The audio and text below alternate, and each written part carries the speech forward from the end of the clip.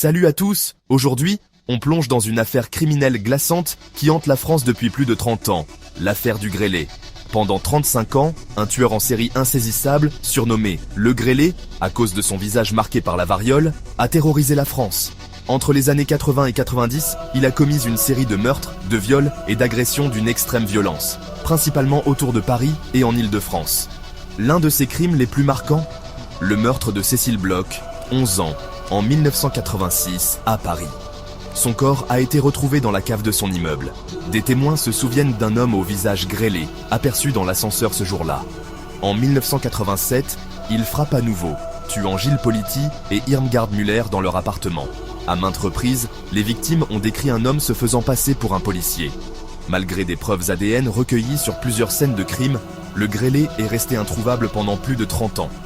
Son ADN ne correspondait à aucun profil dans les fichiers de la police. Le dénouement arrive en 2021. Les enquêteurs finissent par explorer une piste troublante. Leur suspect serait un ancien gendarme. Une liste de suspects est établie et un nom se démarque. François Vérove, un policier à la retraite. Alors qu'il comprend qu'il est sur le point d'être démasqué, Vérove met fin à ses jours dans un appartement au Grau du Roi. Dans une lettre d'adieu, il avoue être le Grêlé, expliquant avoir commis ses crimes avant de rentrer dans le rang. Imaginez un peu, un tueur en série caché au sein même de la police pendant des décennies, un mystère long de 35 ans, et des aveux poignants juste avant que l'affaire ne soit classée à jamais. L'affaire du Grêlé est l'une des affaires non résolues les plus célèbres de France, résolue in extremis.